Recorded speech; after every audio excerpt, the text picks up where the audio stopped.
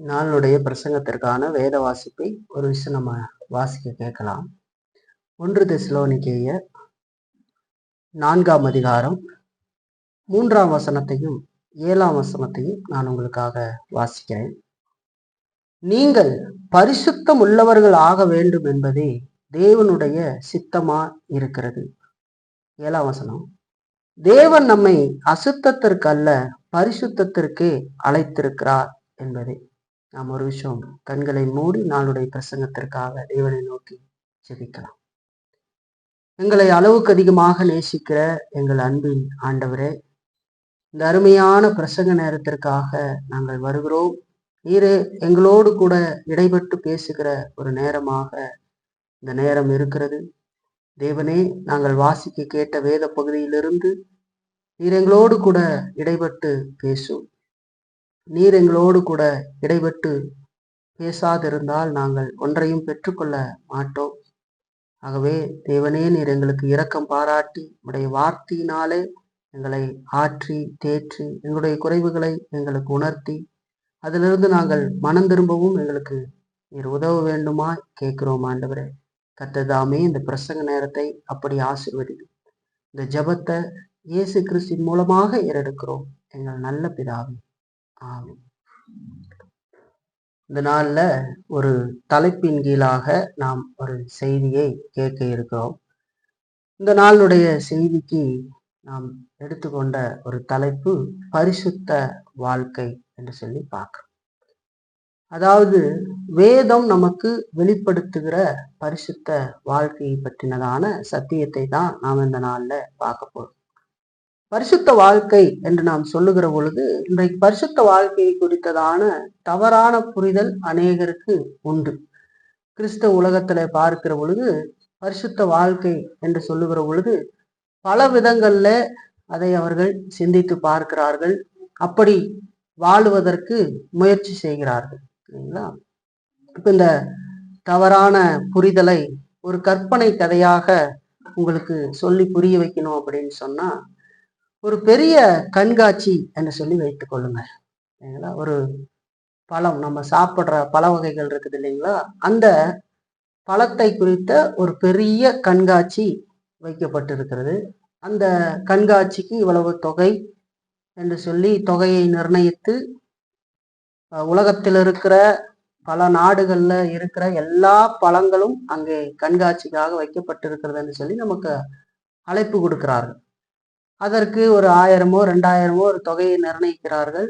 அப்படி அந்த கண்காட்சிக்கு நாம் போகிறோம் என்று சொல்லி வைத்துக்கணும். அங்க இருக்கிற பழங்களை எல்லாம் பார்ப்பதற்கும் இந்த பழங்களை எல்லாம் ருசிப்பதற்கும் நாம் அங்கே போகிறோம் என்று வைத்துக்கொள்ளும். பொதுவாக இந்த கண்காட்சி என்கிறதுல உணவு கண்காட்சிகள்லாம் போடுவாங்க இல்லைங்களா, பலதரப்பட்ட உணவு வகைகளை போடுகிற பொழுது அங்கே போய் நம்ம அந்த உணவுகளை எல்லாம் சாப்பிட்டு பார்க்கலாம். ஒரு ஆளுக்கு ஒரு 1000 ரூபாய், குழந்தைகளுக்கு ஒரு 500 ரூபா, அந்த மாதிரி என்று சொல்லி நுழைவு கட்டணம் போடுவாங்க. அப்ப நம்ம போய் இந்தந்த நாட்டு தோசை இதெல்லாம் நம்ம சாப்பிடலாம், சாப்பிட்டு பார்த்து அதையெல்லாம் அனுபவிக்கலாம். அது மாதிரி ஒரு பழ கண்காட்சி என்று சொல்லி வைத்துக்கொள்ளும்.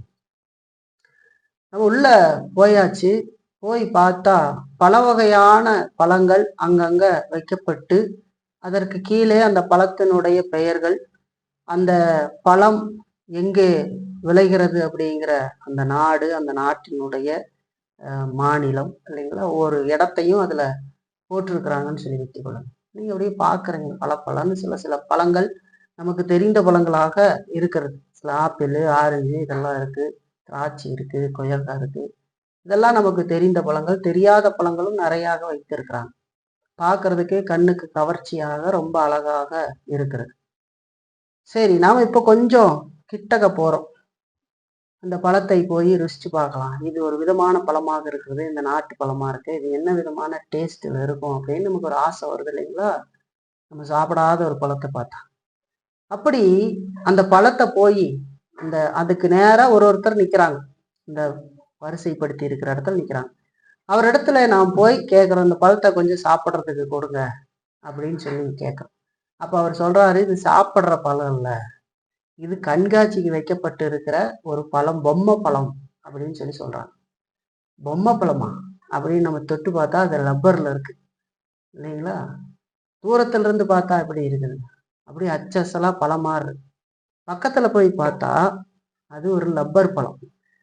இது வெறும் கண்காட்சி. இந்த விதமான பழங்கள் எல்லாம் இருக்கிறது அப்படிங்கிறத காட்டும்படிக்கு நாங்கள் இதை வடிவமைத்து இதை வைத்திருக்கிறோம். அறிவை வளர்த்து கொள்ளுவதற்காக, ஒரு பார்வைக்காக இந்த கண்காட்சியை தவிர நீங்கள் சுவைப்பதற்காக இந்த கண்காட்சி இல்லை.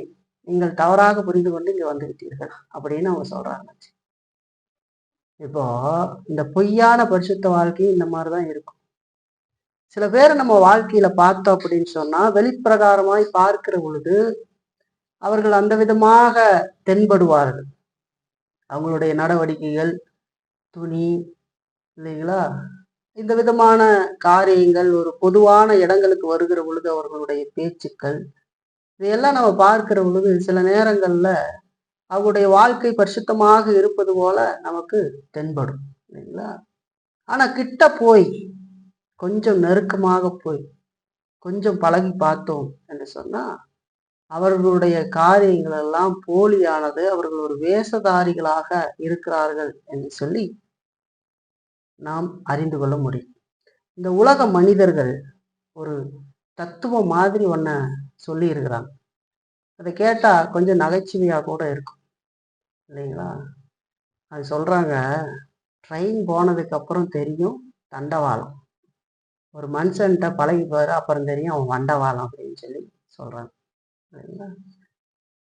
பார்க்கும்போது தெரியாது, பக்கத்துல போய் பழக ஆரம்பித்த பொழுது அவனுக்குள் பெருமை, அவனுக்குள் அநேக இச்சையான காரியங்கள், மற்றவர்களை மதிக்காத காரியங்கள், தேவனுக்கு பயப்படாத எண்ணங்கள், இப்படி பல காரியங்களை அவருடைய வாழ்க்கையில நாம் காண முடியும். அப்போ ஒரு பொய்யான போலியான பரிசுத்த வாழ்க்கையை வாழ்ந்து கொண்டு இருக்கிறார்கள் என்று சொல்லி பார்க்கிறோம். இன்னைக்கு நம்ம பரிசுத்த வாழ்க்கை, வேதம் சொல்லுகிற பரிசுத்த வாழ்க்கையை குறித்து நாம் பார்க்கிற ஒரு 6 பாயிண்ட நம்ம அதுல பார்க்க போறோம், இல்லைங்களா? அதை நாம் பார்த்து நம்முடைய வாழ்க்கையில அந்த விதமான பரிசுத்த வாழ்க்கை இருக்கிறதா அல்லது இல்லையா, இல்லை நாம் தொடர்ந்து எப்படி நாம் அந்த பரிசுத்த வாழ்க்கையில வளர வேண்டும் அப்படிங்கிறதையெல்லாம் நாம் சிந்திக்க போகிறோம், இல்லைங்களா? அதுதான் இன்னைக்கு செய்தியை நம்ம பார்க்கிறோம். முதலாவதா நம்ம இதுல பார்க்கறது என்னன்னா, பரிசுத்த வாழ்க்கையை நாம் வாழ வேண்டியது அவசியம் என்று சொல்லி பார்க்கிறோம். ஒவ்வொரு மெய் விசுவாசியும் இந்த பரிசுத்த வாழ்க்கையை வாழ வேண்டியது அவசியம், கட்டாயம் என்று சொல்லி பார்க்கிறோம். அப்படியெல்லாம் பரிசுத்த வாழ்க்கையை நாம் வாழாமல் மேன்போக்காக நாம் இருந்து கொண்டு நாம் நம்மை கிறிஸ்துவர்கள் என்று சொல்லிக்கொள்ள முடியாது.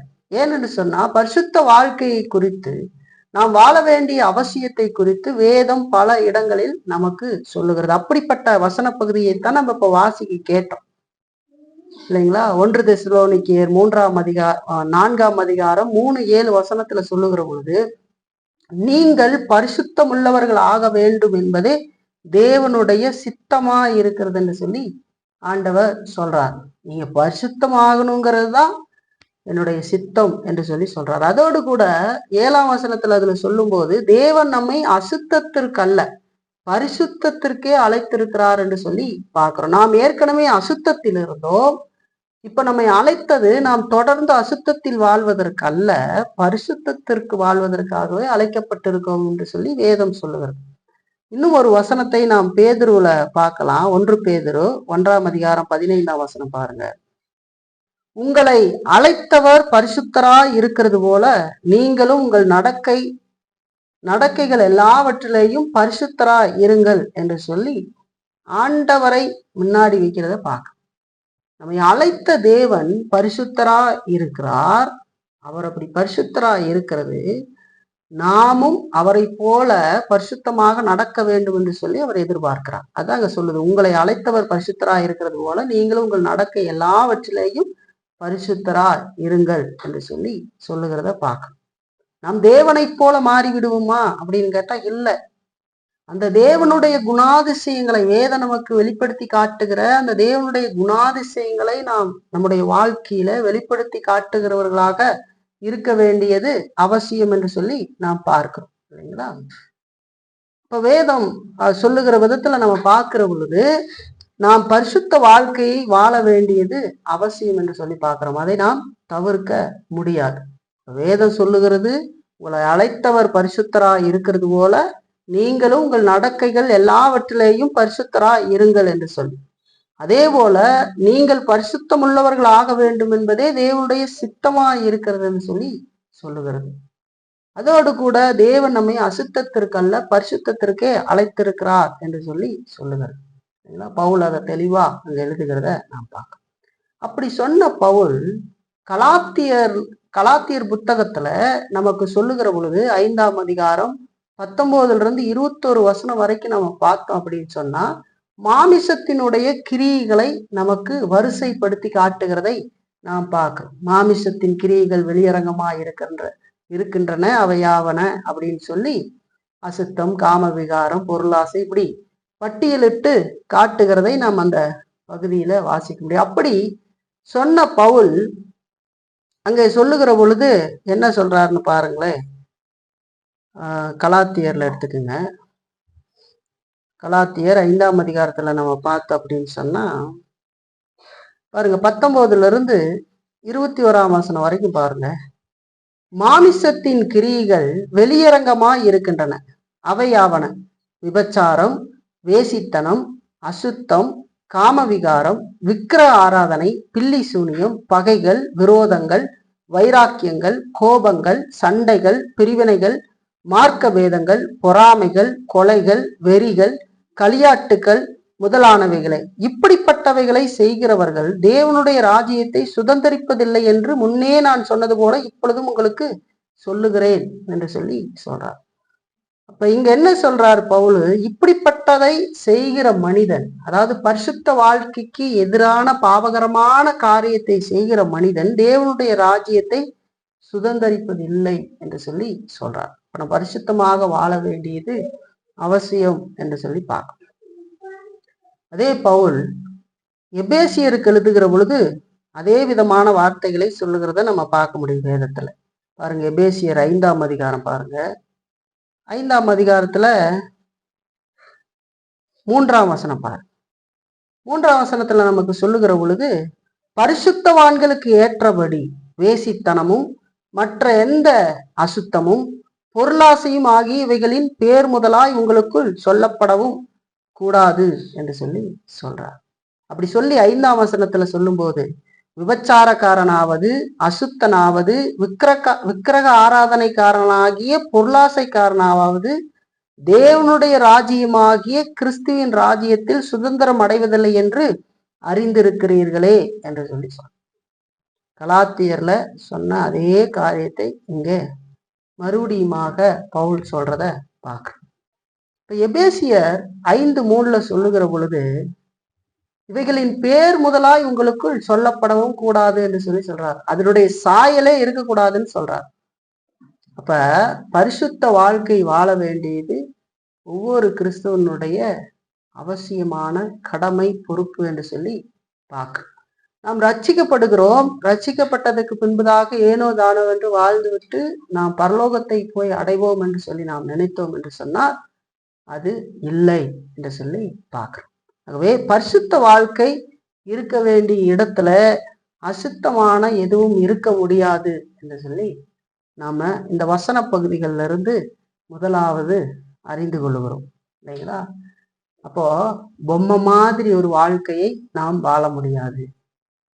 பச்சொந்தி மாதிரியான ஒரு வாழ்க்கையை நாம் வாழ்ந்து போக முடியாது, இல்லைங்களா? இரு நினைவுகளோடு நாம் குந்தி குந்தி நடந்து போக முடியாது, இல்லைங்களா? வேதம் அதெல்லாம் நமக்கு சொல்லுது, இல்லைங்களா? 2 எஜமான்களுக்கு உங்களால் ஊழியம் செய்ய முடியாது என்று சொல்லி வேதம் சொல்லும். உலக பொருட்களுக்கும் தேவனுக்கும் உங்களால் ஊழியம் செய்ய முடியாது என்று சொல்லி. இப்ப வேதம் தெளிவா சொல்லுகிறது, நாம் பரிசுத்த வாழ்க்கை வாழ வேண்டியது அவசியம் என்று சொல்லி சொல்கிறது. அதை நம்ம முதலாவது பார்க்கணும், இல்லைங்களா? ரொம்ப கவனமா இருந்து நம்ம இதை செஞ்சு பார்க்கணும். சரி, இப்ப முதலாவது நம்ம பார்த்த விஷயம் 2வது பாயிண்ட நமக்கு அதை நோக்கி நம்மை நடத்துகிறத பார்க்கணும். அதைத்தான் நம்ம 2வது பாயிண்டா பார்க்கணும். அப்போ இங்க வேதம் சொல்லுகிறது, மாமிசத்தின் கிரியைகளை பட்டியலிட்டு இதை செய்கிறவன் தேவனுடைய ராஜ்யத்தை சுதந்திரிப்பதில்லை என்று சொல்லி சொல்லுகிறது. அப்படி என்று சொன்னால் ஒரு கிறிஸ்துவன், ஒரு மெய் விசுவாசி இந்த உலகத்திலே பாவமே செய்ய மாட்டானா? பாவமே இல்லாத ஒரு வாழ்க்கையை அவன் வாழ்வானா அப்படின்னு ஒரு கேள்வியை நம்ம கேட்க வைக்குது இல்லைங்களா? ரெண்டாவதா நம்ம அதான் பார்க்குறோம். ஒரு மெய் விசுவாசி பாவம் செய்வானா மாட்டானா? ரெண்டாவது கேள்வி இல்லைங்களா? இப்போ நம்ம இந்த கேள்வி கேட்கிற பொழுது ஒரு மெய் விசுவாசியின் வாழ்க்கையில தவறே செய்ய மாட்டானா அப்படின்னு நம்ம கேள்வி கேட்டு பார்க்கறோம். தவறு செய்வான். எப்படி அது இருக்கும் என்று சொன்னா, இந்த உலகத்துல நாம் பார்க்கிறோம் சிறு பிள்ளைகள் சைக்கிள் ஓட்டி கத்துக்கிற பொழுது, சிறு வயதுல சைக்கிளை ஓட்டி கத்துக்கிற பொழுது அது எப்படி விழுந்து எழும்புகிறதோ அதுபோல ஒரு மெய் விசுவாசியும் தன் வாழ்க்கையில அவ்வப்போது சில தவறுகளை செய்து விடுகிறவனாக இருக்கிறான் இல்லைங்களா? சைக்கிள் ஓட்டுகிற பொழுது எப்படி குழந்தை தடுமாறி கீழே விழுந்து விடுகிறதோ அது மாதிரி ஒரு மெய் விசுவாசியும் வாழ்க்கையில சில தவறுகளை செய்து விடுகிறான் என்று சொல்லி பார்க்கிறோம். இப்படி சொல்லுகிற பொழுது நாம் பாவத்தை நியாயப்படுத்தலாமா அப்படின்னு கேட்டா இல்லை. அவன் அப்படி முயற்சித்து வாழ்வதற்கு முயற்சித்து சில நேரங்கள்ல விழுந்து போகிறான், சில தவறுகளை செய்து விடுகிறான். இது பாவத்திலேயே படுத்து பிறண்டு கொண்டு இருக்கிறவர்களுக்கு பொருந்தாது. பாவத்தோடு எதிர்த்து போராடி அப்படி காயப்படுகிறவர்களுக்கு தான் இது பொருந்தும் என்று சொல்லி பார்க்கிறேன். இதை குறித்து ரோமருக்கு எழுதின நிருபத்துல பவுல் அழகாக விளக்குகிறார் இல்லைங்களா? அதாவது இந்த உலகத்துல பாவம் இருக்கிற வரைக்கும், நமக்குள்ள பாவம் இருக்கிற வரைக்கும் நல்லா தெரிஞ்சுக்கணும், பாவத்துக்கான சந்தர்ப்பம் மட்டும் ஏற்படுறது இல்லை, பாவத்தை செய்ய தூண்டுகிற இச்சைகளும் நமக்கு ஏற்படும் என்பதை நாம் மறக்கக்கூடாது இல்லைங்களா? அதாவது இந்த உலகத்துல பாவம் இருக்குது. ஆதாம் செய்த பாவத்தினால இந்த உலகம் கரைபடிந்து போனது. அதோடு நமக்குள்ளும் பாவம் இருக்கிறது. அப்ப நம்ம வெளியிலிருந்து மட்டும் நம்ம பார்க்க கூடாது. வெளியில சில சந்தர்ப்பங்கள் நமக்கு வருகிறது இல்லைங்களா? நாம் பாவம் செய்வதற்கான சூழ்நிலைகள் ஏற்படுகிறது. சில தவறான காரியங்கள்ல நாம ஈடுபடும்படிக்கு அது நம்மை இழுக்கிறத பார்க்கிறோம். சிலர் கோபம் மூட்டுகிறதை பார்க்கிறோம். இப்படி பல விஷயங்களை அது வெளியிலிருந்து செய்கிறதை பார்க்கிறோம். சந்தர்ப்ப சூழ்நிலைகள் சிலது செய்கிறதை நாம் பார்க்கிறோம். ஆனா அது மட்டும் இல்ல, அதை செய்ய தூண்டுகிற இச்சைகளும் நமக்குள் இருக்கிறது என்று சொல்லி பார்க்கிறோம். கிறிஸ்துவ உலகத்துல மனிதர்களையே தாங்கள் பார்க்கவில்லை என்று சொன்னால் நாம் பாவத்தை செய்யாமல் இருந்து விடலாம் என்று சொல்லி நினைத்து சில மனிதர்கள் அவர்கள் காடுகளுக்குள்ள எல்லாம் போய் வாழ முயற்சித்திருக்கிறார்கள், வேத புரிதல் இல்லாத காலத்துல இல்லைங்களா? அவங்க நினைச்சுக்கிட்டாங்க இந்த மனிதர்கள் ரொம்ப தொந்தரவு பண்றாங்க, இவங்கனால நம்ம பாவம் செய்யற நிலைமைக்கு போகிறோம், ஆகவே நாம் ஒரு இடத்துக்கு தனிமையாக போய்விட்டோம் என்று சொன்னால் நாம் பாவம் இல்லாமல் வாழலாம் என்று நினைக்கிறாங்க. அது எந்த அளவுக்கு தவறுன்னு பாருங்க. ஏன்னா வெளியிலிருந்து மட்டும் இல்ல, உலகத்துல மட்டும் பாவம் இல்லை, நமக்குள்ளும் பாவம் இருக்கிறது என்று சொல்லி பார்க்க. இன்னும் சொல்ல போனா நம்மள இருக்கிற பாவம் பெரும் காரியங்களை செய்யும். நீங்க பொதுவா இருக்கிற இடத்துல நீங்க இருப்பதை விட தனிமையில் இருக்கிற பொழுது பாவத்தை செய்து விடுவதற்கான வாய்ப்புகள் அதிகமாகவே இருக்கும் அப்படிங்கிறத மறக்காது இல்லைங்களா? போன் வச்சுக்கிட்டு இருப்பான், தப்பான விஷயங்களை பார்த்துக்கிட்டு இருப்பான். இதே பக்கத்துல ஆள் யாராவது இருக்கிறாங்கன்னு வச்சுக்கோங்க, அவன் போனையே திறக்க மாட்டான். பார்த்துருக்கீங்களா? ஏன்னா திறந்த பக்கத்துல இருக்கிறவனு பார்ப்பான். ஒரு பஸ்ஸில் பயணப்பட்டுக்கிட்டு இருக்கிறோம், எதையாவது பார்க்கறதுக்கு ஒருத்த முயற்சி பண்ணோம் அப்படின்னு சொன்னா பக்கத்தில் இருக்கிறவனுக்கு தெரிஞ்சிடும், அதனால தொட மாட்டான், கொஞ்ச நேரம் அமைதியா இருப்பான். இதெல்லாம் செய்யறான் பாருங்க. இப்ப நல்லா தெரிஞ்சுக்குங்க, மனுஷன் பொதுவா மக்கள் இருக்கிற இடத்துல பாவம் செய்வதை விட தனிமையாக இருக்கிற பொழுது பாவத்தை செய்து விடுவான் என்று சொல்லி பார்க்கிறேன். ஏன்னு கேட்டீங்கன்னா அவனுக்குள்ளேயும் பாவம் இருக்கிறது, அது அவனுக்குள்ள இச்சைகளை தூண்டி விடுகிறதாக இருக்கிறது என்று சொல்லி பார்க்க. அப்ப இதை தவிர்க்க முடியாது. இதெல்லாம் அவனுக்குள்ள இருக்குது, வெளியிலும் இருக்கிறது, உள்ளும் இருக்கிறது இல்லைங்களா? அதை குறித்து பவுல் சொல்லுகிற பொழுது பாருங்க, ரோமர் 7ஆம் அதிகாரத்துல பாருங்க 17ஆம் வசனம். அங்க சொல்லுகிற பொழுது பவுல் சொல்றாரு, ஆதலால் நான் அல்ல, எனக்குள் வாசமாய் இருக்கிற பாவமே அப்படி செய்கிறது என்று சொல்லி சொல்றார். இந்த வசன பகுதிகளை பார்க்கிறவர்கள் பொதுவாக இது அவிசுவாசமான மனிதனை, ரட்சிக்கப்படாதவனை குறித்து சொல்லுகிறது என்று சொல்லி சிலர் கருதுகிறார். ஆனா இது ரட்சிக்கப்படாதவர்களை குறித்து சொல்லப்படவில்லை. ரட்சிக்கப்பட்ட பவுல் தன்னுடைய அனுபவங்களை இந்த பகுதியில விளக்கி எழுதுகிறார் இல்லைங்களா. ரட்சிக்கப்பட்டதுக்கு பின்பதாகவும் தேவனுக்கு கீழ்ப்படியணுங்கிற எண்ணம் இருக்கிறது. அதே நேரத்துல பாவ பிரமாணமும் எனக்குள்ள இருக்கிறது. அது எனக்கு தேவனுக்குள் கீழ்ப்படிய முடியாதபடிக்கு என்னை செய்கிறது நிர்பந்தமான மனிதன் நான். யார் என்னை இந்த சரீரத்திலிருந்து விடுதலை ஆக்குவார் என்று சொல்லி சொல்றார். அப்போ ஒரு பெரிய போராட்டம் அங்க நடக்கிறதை பவுல் விளக்கிக்கிட்டு வரார் அந்த பகுதியில இல்லைங்களா. அப்போ பாவம் நமக்குள் வாசமா இருக்கிறபடினால அது இச்சையை தூண்டி விடுகிறது என்று சொல்லி பார்க்கிறோம். தொடர்ந்து பாவம் இருக்கிறது.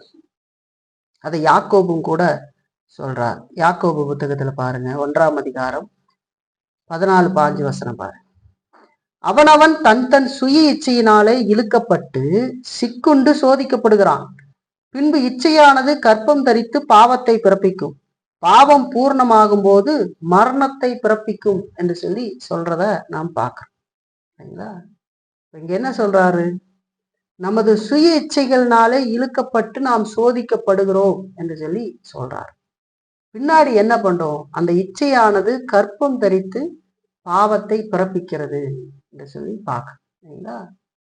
பாருங்க, பாவம் நமக்குள் இருக்கிறது என்று சொல்லி பார்க்கணும். அதே நேரம் ஒரு விஷயத்தை நல்லா தெரிஞ்சுக்கணும். கிறிஸ்துவை விசுவாசித்து ரட்சிப்பை நாம் அடைந்ததற்கு பின்பதாக அந்த பாவத்தின் ஆளுகையிலிருந்து நாம் விடுதலையாக்கப்பட்டிருக்கிறோம் என்பதை நாம் மறக்கக்கூடாது. நாம் ரட்சிக்கப்படுவதற்கு முன்பதாக பாவம் முழு வீரியத்தோடு நம் மேல் ஆளுகையை செய்து கொண்டிருக்கிறது. ஆகவே இந்த பாவத்தில் இருக்கிற மனிதன் தேவனை தேட முடியாதவனாகவும் தேவனுடைய காரியத்திற்கு அந்நியனாகவும் குருடனாகவும் இருந்து எப்பொழுதும் தேவனுக்கு விரோதமான பாவங்களையே செய்து கொண்டு வருகிறான் என்று சொல்லி பார்க்கிறோம். ஆனா ரட்சிக்கப்பட்ட பின்பு அங்க என்ன நடக்கிறது? பாவத்தின் ஆளுகையிலிருந்து அந்த மனிதன் விடுதலையாக்கப்படுகிறான். பாவம் அவனில தொடர்ந்து இருந்தாலும் பாவத்தின் ஆளுகையிலிருந்து அவன் இப்பொழுது விடுதலையாகி இருக்கிறான். பாவத்திற்கு எதிராக போர் செய்யக்கூடியவனாக அவன் இப்பொழுது இருக்கிறான் என்று சொல்லி பார்க்க. ரட்சிக்கப்படுறதுக்கு முன்னாடி அந்த மாதிரி இல்லை. ரட்சிக்கப்பட்டதுக்கு பின்பதாக இந்த பாவத்தை அடக்கி ஆளக்கூடிய காரியங்களை அவனிலே அவன் கொண்டிருக்கிறான் என்று சொல்லி பார்க்கணுங்களா. சுருக்கமா சொல்லலாம், ரட்சிக்கப்படுவதற்கு முன்பதாக பாவத்தின் கட்டுப்பாட்டுக்குள் அவன் அடங்கி வாழ்ந்திருந்தான். இப்பொழுதோ அந்த கட்டுப்பாட்டிலிருந்து விடுதலையாகி இருக்கிறதோடு கூட ஆவியின் துணையோடு பாவத்தை தொடர்ந்து செய்யாமல் இருக்கிற வல்லமையையும் அவன் பெற்று கொண்டிருக்கிறான் என்று சொல்லி பார்க்க பாருங்க. முதல்ல பாவத்தின் கட்டுப்பாட்டுக்குள் அவன் அடங்கி இருந்தான். இப்ப பாவத்தின் கட்டுப்பாட்டிலிருந்து விடுதலை ஆயிருக்கிறான். அதோடு ஆவியின் துணையோடு பாவத்தை தொடர்ந்து செய்யாமல் இருக்கிற வல்லமையையும் அவன் பெற்றிருக்கிறான் இல்லைங்களா. அப்ப நாம அந்த விதத்துல பெற்றிருக்கிறோம். நம்மள பாவம் தொடர்ந்து இருந்தாலும் கூட முன்பு மாதிரி நாம் பாவத்திற்கு அடிமைகளானவர்கள் அல்ல. இப்பொழுது நாம் விடுதலையாக்கப்பட்டு பாவத்தை அடக்குவதற்கு இல்லைங்களா, பாவத்தை செய்யாமல் இருக்கிறதற்கான வல்லமையை நாம் பரிசுத்த ஆவியின் மூலமாக பெற்றிருக்கிறோம். அதை நம்ம மறக்க கூடாது. இப்ப ரெண்டுக்கு வித்தியாசம் இருக்கு. உலக மனிதனுக்கும் நமக்கு வித்தியாசம் இருக்கு. அப்ப கிறிஸ்துவன் பாவம் செய்வானா செய்ய மாட்டானான்னு ஒரு கேள்வி நம்ம கேட்டு பார்க்கிற பொழுது, பாவம் அவன் செய்துவிடக்கூடிய காரியங்கள் இருந்தாலும் அந்த பாவத்தை வெற்றியோடு எதிர்க்கிற காரியமும் அவனில இருக்கிறது என்று சொல்லி பார்க்கிறார். அதனாலதான் மாமிசம் ஆவிக்கு விரோதமாகவும் ஆவி மாமிசத்துக்கு விரோதமாகவும் போர் செய்கிறது என்று சொல்லி வேதம் நமக்கு சொல்லுகிறது. பாருங்க, ஒரு வசனத்தை நம்ம வாசிக்கலாம். 1 யோவான் 3ஆம் அதிகாரம் பாருங்க. 1 யோவான் 3ஆம் அதிகாரம் 6ஆம் வசனத்தையும் 9ஆம் வசனத்தையும் நான் உங்களுக்காக வாசிக்கிறேன். அவரில் நிறைத்திருக்கிற எவனும் பாவம் செய்கிறது இல்லை. பாவம் செய்கிற எவனும் அவரை காணவும் இல்லை, அவரை அறியவும் இல்லை என்று சொல்லி சொல்லுகிறது. 9ஆம் வசனம் பாருங்க. தேவனால் பிறந்த எவனும் பாவம் செய்யான், ஏனெனில் அவருடைய வித்து அவனுக்குள் தரித்திருக்கிறது. அவன் தேவனால் பிறந்தபடியினால் பாவம் செய்ய மாட்டான் என்று சொல்லி சொல்லுகிறது. இங்க மொழிபெயர்ப்பு சரியாக நமக்கு வரல. இங்க என்ன சொல்லுகிறது அப்படின்னா, 6ஆம் வசனத்துல நம்ம பார்க்கிற பொழுது அவரில் நிலைத்திருக்கிற எவனும் பாவம் செய்கிறதில்லை என்று சொல்லுகிற பொழுது தொடர்ந்து பாவம் செய்கிறது இல்லை அப்படிங்கிறத மூல மொழியில நம்ம பார்க்கிற விஷயம். இங்க அப்படி நமக்கு சொல்ல. அவன் தொடர்ந்து பாவம் செய்துகிட்டு இருக்க மாட்டான், அதற்கு எதிராக போரிடுவான் என்று சொல்லி இங்க வரணும். அதே மாதிரிதான் 9ஆம் வசனத்திலையும் தேவனால் பிறந்த எவனும் பாவம் செய்யான் என்று சொல்லுகிற பொழுது தொடர்ந்து பாவம் செய்ய மாட்டான் என்று அங்க வர வேண்டியது அவசியம். இப்ப வேதத்துல தெளிவாக இங்க யோவான் அதை குறித்து சொல்லுகிறார். அவரில் நிலைத்திருக்கிற எவனும் தொடர்ந்து பாவம் செய்வதில்லை என்று சொல்லி சொல்றார். தேவனால் பிறந்த எவனும் தொடர்ந்து பாவம் செய்யான் என்று சொல்லி அங்க யோவான் சொல்றத பார்க்க. கிறிஸ்துவன் பாவம் செய்வானா மாட்டானா என்று சொல்லி பார்க்கிற பொழுது அதற்கான பதிலாக நாம் பார்ப்பது அவன் தொடர்ந்து பாவம் செய்ய மாட்டான். இந்த உலகத்துல பாவிகள் செய்கிறது போல எந்தவித உணர்வும் இல்லாமல் தேவனுக்கு எதிராக தொடர்ச்சியாக பாவங்களை செய்து கொண்டிருக்கிற காரியத்தை அவன் செய்ய மாட்டான் என்று சொல்லி பார்க்க. இந்த உலக மனிதர்களுடைய காரியங்களை அறிஞ்சுக்கிறதுக்கு வேதத்துல நல்ல அறிவு நமக்கு இருந்தா மட்டுமே நாம் அறிந்து கொள்வோம். அப்படி இல்லைன்னா பல விஷயங்களை நம்ம கேட்கறதற்கு அது இனிமையானதை போல தென்பற்றாலும் கூட அது இனிமையானதாக இருக்காது, அது பாவமாக இருக்கும் என்று சொல்லி பார்க்கறீங்களா. திருமணம் ஆகாமலேயே திருமணத்துக்குரிய வாழ்க்கையை இருவர் வாழலாம் அப்படிங்கிற நிலைக்கு இன்றைக்கு உலகம் வந்துவிட்டது இல்லைங்களா. ஆணும் பெண்ணும் சேர்ந்து வாழலாம், ஒரு வீடு எடுத்துக்கலாம். கல்யாணம் ஆனா எப்படி இருப்பாங்களோ அது மாதிரி கல்யாணம் ஆகாம ஒரு வீடு எடுத்து வாழ்ந்து எல்லா காரியத்தையும் செய்து கொள்ளலாம். குழந்தையை மட்டும் பெற்றுக்கொள்ளாமல் மற்ற எல்லா காரியங்களையும் செய்து நாம் வாழலாம். அப்புறம் பிடிக்கலன்னா நீங்களும் நானும் போயிடலாம் அப்படிங்கிற விதங்கள் வந்திருக்கிறது. இதற்கு பேர் என்ன அப்படின்னு சொல்றாங்கன்னா சம உரிமை. ஆணும் பெண்ணும் சம உரிமையை பெற்றிருக்கிறது அப்படி சொல்றாங்க, உலகம் சொல்லுது. ஆண் பெண்ணை அடிமையாக்க பார்க்கிறான், ஒரு வேலைக்காரியாக பார்க்கிறான். அவளை குழந்தை பெக்க வைத்து ஒரு அடிமை மாதிரி புருஷனுக்கு மாத்திரம் கீழ்ப்படிந்து எப்பொழுதும் இருக்கும்படி அவங்க வைக்கிறதுக்கு பார்க்குறாங்க. நீயும் வேலைக்கு போ, நானும் வேலைக்கு போகிறேன் இல்லைங்களா. அந்த விதத்துல இப்போ அதை கொண்டு இருக்கிறார் இல்லைங்களா. பெண்ணினியம் பேசுகிற காரியம். ஆனா இது வேதம் முழு பகையாக பயக்கிறது. அப்ப இந்த கண்ணோட்டத்துலதான் எல்லா விதமான நடவடிக்கைகளும் இந்த உலகத்துல செய்யப்படும் இல்லைங்களா. அவங்க பேசுற வார்த்தைகளா இருக்கட்டும், திரைப்படங்கள்ல அவங்க கையாளுகிற விதங்களா இருக்கட்டும், சமுதாயத்துல அவங்க எடுத்து வைக்கிற கருத்துக்களா இருக்கட்டும், 90% இந்த விதத்துலதான் இருக்கும் இல்லைங்களா. அதுல இருந்து நம்ம என்ன தெரிகிறோம் பார்க்கிறோம். அவன் தேவன் சொன்ன கணவன் மனைவி உறவு, அவர்கள் வாழ வேண்டிய விதம், இதையெல்லாம் வேதத்துல ஆண்டவர் வெளிப்படுத்தி காட்டி ஆரம்பத்துல ஆண்டவர் மனிதனை படைத்தார் பாத்தீங்களா, அதற்கு எதிராக செய்யும்படி அவன் தூண்டுகிறதை பார்க்க முடியும். இப்ப மனுஷன் பாவத்துல இருக்கிறபடினால அவன் செய்வது எல்லாம் முழு பகையாக தேவனுக்கு எதிரானதையே அவன் செய்கிறான் என்று சொல்லி பார்க்கிறேன். இது ஒரு காரியமாக நான் சொல்றேன். அது மாதிரி பல விஷயங்கள் இருக்கும். அதனாலதான் உளவியல் சிந்தனைக்கும் வேத சிந்தனைக்கும் நிறைய வித்தியாசங்கள் இருக்கு. வேத அறிவில்லாத மனிதனுக்கு இதை பார்க்கறது எல்லாமே நன்மையானதாகவே தெரியும்.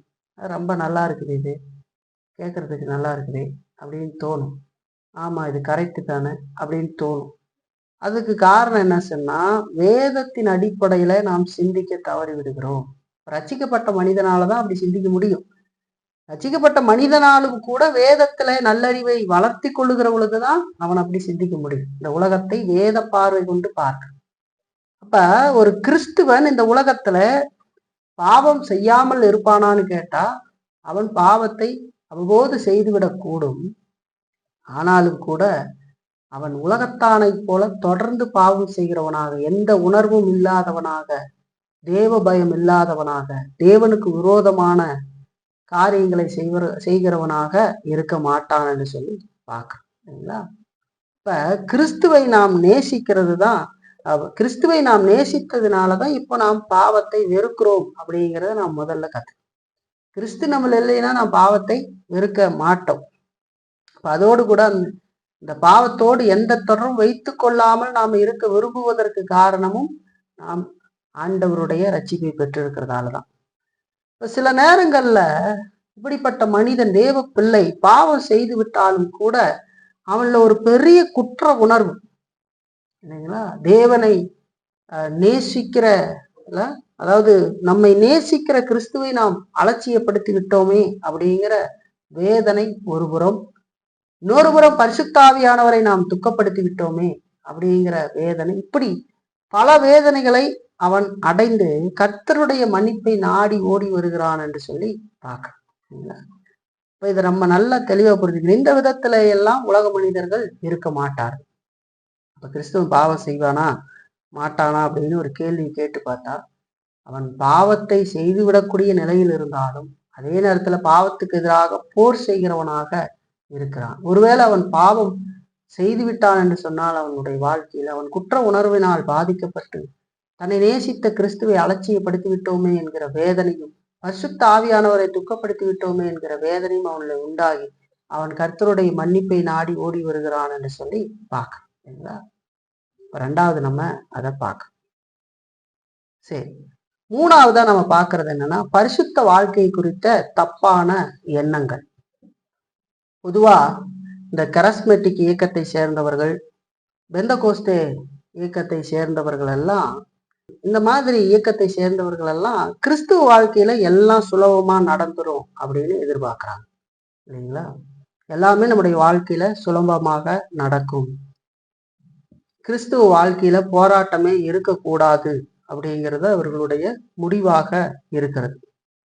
என்ன சொல்ல வராங்கன்னா, கிறிஸ்து தன்னுடைய மரணத்தின் மூலமாக எல்லா பாவத்திலிருந்தும் நம்மை மன்னித்து விட்டு இருக்கிறார்.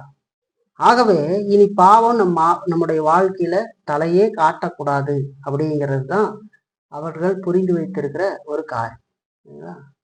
அவருடைய பார்வையே வித்தியாசமானதா தான் இருக்கும். இல்லைங்களா? சிறிய தவறையும் ஒருவனும் அப்படி செய்திடாத மாதிரி அந்த விதத்துல அவர்களுடைய பார்வை இருக்கும். இல்லைங்களா? அது காரணம் என்ன? இந்த பாவத்தை குறித்தும் பரிசுத்த வாழ்க்கையை குறித்ததான தப்பான எண்ணம் அவர்கள் வைத்திருக்கிறபடினாலேயே இப்படி அவர்கள் சிந்திக்கிறார்கள். ஜெபம் பண்ணுவோம், அப்படியே ஜெபம் பண்ணிக்கிட்டே இருக்குவோம், அப்ப என்ன ஆகும்? பாவம் போய்விடும் அப்படின்னு நினைக்கிறாங்க. பாவத்துக்கு எதிராக போராடுகிற வாழ்க்கை அதெல்லாம் எதுவும் இல்லை. அப்ப பாருங்க, இதெல்லாம் அவர்களுடைய எண்ணம். இன்னும் சிலர் என்ன செய்யறாங்க? பாவம் தன்னை சோதிக்கப்படுகிற பொழுது இச்சையை அடக்கி ஒடுக்கி அதை விட்டு ஓடுறதுக்கு முயற்சிக்காம ஜபத்தினால அதை ஜெயம் பெறலாம்னு நினைக்கிறாங்க. இச்சையான ஒரு காரியம் நமக்கு உண்டாகிறது, அந்த காரியத்தை நாம் அடக்கி அதை நாம் செய்யக்கூடாது, அது தவறு அப்படிங்கிறதையெல்லாம் உணர்ந்து அந்த இடத்தை விட்டு கடந்து ஓடாம நாம் ஜெபிக்கலாம் என்று நினைக்கிறார்கள். எப்படி ஜெபம் பண்றாங்க? அங்கே நின்றுட்டு பரிசுத்த ஆவியானவரே என்னை நிரப்பும் அப்படின்னு சொல்றது, அந்நிய பாஷைன்னு சொல்லி தவறான விதத்துல வளர்றது, அங்கே எங்க போறாங்களோ அங்க நின்றுக்கிட்டு அதையெல்லாம் செய்து அப்படி அவர்கள் அதுல இருந்து தப்பிக்கொள்ளலாம் என்று சொல்லி நினைக்கிறாங்க. அதைத்தான் போதித்து வருகிறார். இல்லைங்களா? வேதத்தை திரித்து கிறிஸ்துவ வாழ்க்கை, அதாவது வெற்றிகரமான கிறிஸ்துவ வாழ்க்கைக்கு இவைகள் எல்லாம் தான் அடையாளம் அப்படிங்கிறத காட்ட முயற்சிக்கிறாங்க. சரிங்களா? நமக்கு ஏதாவது பிரச்சனை வந்துச்சுன்னா அந்த இடத்த விட்டு நம்ம போகாம அங்கேயே இருந்துக்கிட்டு, போ பிசாசே, இச்சையை தூண்டுகிற பிசாசே என்னை விட்டு ஓடு, நம்மளை ஓட சொன்னா வேதம் சொல்லுகிறது நீ ஓடு அப்படின்னு தப்பிச்சு, இல்ல பெண்ணங்கா உடனீல் அடிக்கிற மாதிரி ஓடிட்டு தப்பிச்சுன்னு வேதம் சொல்லுது. இவன் என்ன சொல்றாங்க? அங்கேயே நின்றுக்கிட்டு போ பிசாசு, நாய் கடிக்க வந்ததுன்னு வச்சுக்கோங்க, அங்க இருந்துக்கிட்டு போன்னு சொன்னா போகும். நம்ம தான் பார்க்கணும், நாய் போகுதான்னு பார்க்கணும், நம்ம தான் விலைக்கு ஓடிடணும். இல்லைங்களா? அந்த மாதிரி இவர்கள் திரிவுபடுத்தி அப்படி போதிக்கிறார்கள். இவங்க அப்படி தவறான எண்ணத்தை கொள்றதுக்கு காரணம் என்ன சொன்னா, இயேசு நம்மளை ரட்சித்த போது நமக்கு என்ன நடந்தது, பாவத்தை பற்றி வேதம் என்ன சொல்லுகிறது அப்படிங்கிறதையெல்லாம் சரிவர அவர்கள் புரிந்து கொள்ளாததுனாலதான் அது நடக்குது. இயேசு ரட்சித்த பொழுது அவர்களுடைய கணக்கின்படி எல்லாமே மாறி நாம் ஒரு அப்பழுக்கற்றவர்களாக பரலோகத்துல இருக்கிற மாதிரி ஒரு காரியத்தை நாம் அடைந்து விட்டதாக நினைக்கிறார்கள். இப்ப நம்ம கண்கள் எல்லாம் அப்படியே அப்படியே பரிசுத்தமானதை பார்க்கும். நம்முடைய சிந்தனைகள் எல்லாம் ஒன்றும் நினைக்காது. அப்படியே அருமையாக தேவனை போல நமக்கு நினைக்கும். அப்படி நினைக்கிறாங்க. நம்ம இருதயத்துல எதுவுமே இருக்காது. கடவுளையே நாம் எப்பொழுதும் நினைத்து கொண்டிருப்போம். சரிங்களா? அவரை பற்றின காரியம்தான் ஆளுகை செய்திருக்கும். அப்படிங்கிற விதத்துல பூர்ண பரிசுத்தத்தை இந்த உலகத்திலேயே தாங்கள் அடைந்து விட்டதாக ரட்சிப்பின் போது நினைக்கிறார்கள். அது மாதிரி அதோடு கூட பாவ விடுதலை அப்படின்னு சொல்லுகிற பொழுது, நமக்கு ரட்சிக்கப்படுகிற பொழுது பாவத்தின் ஆளுகையிலிருந்து தான் விடுதலை கிடைத்திருக்கிறதே தவிர பாவம் நம்மள தொடர்ந்து இருக்கிறது அப்படிங்கிறதை அவர்கள் வேதம் சொல்லுகிற போதனையை சரியாக சிந்தித்து பார்க்கறதில்லை. நீங்கள் பாவத்திலிருந்து விடுதலை அடைய வேண்டுமா, இயேசுவிடத்தில் வாருங்கள்னு சொன்னா பாவம்னு ஒண்ணு இல்லாமையே போயிடும் ரட்சிக்கப்பட்டா அப்படின்னு அவங்க நினைக்கிறாங்க. பாவம் தொடர்ந்து நம்மள இருக்கிறது, ஆனால் இப்ப ஆளுகை செய்ய முடியாமல் இருக்கிறது என்று சொல்லிப்பாங்க. முழுவதுமாக அது ஆளுகை செய்து கொண்டிருந்தது இல்லைங்களா? இப்போ அது ஆளுகை செய்யாது. அந்த பாவத்தின் ஆளுகையிலிருந்து, அதன் அடிமைத்தனத்திலிருந்து நாம் விடுதலை ஆகி இருக்கிறோம். இப்ப நாம் பாவத்திற்கு கீழ்ப்படியோம் என்று சொன்னால் அது நம்மை ஆள பார்க்கும். ஆனா முழுவதுமாக அது ஆளுகிற இடத்தை இழந்திருக்கிறது என்று சொல்லி பார்க்கணும். இப்ப பாவம் நமக்குள்ள தொடர்ந்து இருக்கத்தான் செய்யுது. இந்த பாவம் முழுமையாக போவது எப்பொழுது? இயேசுவினுடைய வருகையின் போது, அல்லது நம்முடைய உடலிலிருந்து உயிர் பிரிகிற பொழுது. அப்பொழுதுதான் நம்ம இந்த பாவத்து உலகத்திலிருந்து, பாவ பிரசன்னத்திலிருந்து விடுதலையாக்கப்பட்டு தேவனோடு கூட என்றென்றைக்கும் இருக்கும்படியாக நாம் கடந்து போகிறோம். ஆனா இந்த பூமியில நாம் பூர்ண பரிசுத்தர்கள் அல்ல. பூர்ண பரிசுத்தத்தை நோக்கி நடந்து போய் கொண்டிருக்கிறவர்கள், பூர்ண பரிசுத்தத்தை வாஞ்சிக்கிறவர்கள், நம்முடைய இலக்காக பூர்ண பரிசுத்தத்தை வைத்து நாம் முன்னேறுகிறவர்கள் அப்படிதான் நம்ம பார்க்க. இந்த உலகத்துல நான் பூர்ண பரிசுத்தத்தை அடைந்து விட்டேன் அப்படிங்கிற விதத்துல பார்க்க கூடாது. பவுல் சொல்றாரு ரோமர்ல, எனக்குள்ள இருக்கிற பாவம் அப்படி செய்கிறது என்று சொல்லி சொல்றாரு. நம்ம முதல்லயே சொன்ன மாதிரி இதையும் ஞாபகம் வச்சுக்கணும். பாவத்துக்கு சாதகம் பண்றதுக்காக இது இல்லை. நிறைய பேரு இதை தவறா விளங்கிக்கிட்டு, நம்ம இந்த உலகத்துல இருக்கிற பாவம் செய்வதானே ஆச்சு, நீ தவறு செய்யற, அதுல இருந்து மனம் திரும்புன்னு சொன்னா, நான் பலவீனமான மனுஷன், பாவம் செய்யத்தானே செய்யும் அப்படின்னு நியாயப்படுத்துகிற எண்ணமே அது பிசாசினுடைய தனம் இல்லைங்களா? பாவங்கிறத அருவறுத்து பார்க்கணும், அதை நியாயப்படுத்துகிறது இல்லை. அதற்காக வருத்தப்படணும், அதற்காக வெட்கப்பட வேண்டும், அதை வெறுத்து ஒதுக்க வேண்டுமே தவிர அதை நியாயப்படுத்துவதற்கு நம்ம ஒருபோதும் முயற்சிக்க கூடாது. பவுல் அதை நியாயப்படுத்துவதற்காக முயற்சிக்கவில்லை, அதற்கு எதிராக போரிடுகிறார். நிர்பந்தமான மனிதன் நான் இல்ல, ஆவியின் துணையோடு அதை நான் எதிர்க்கிறேன்றதான் சொல்றார் இல்லைங்களா?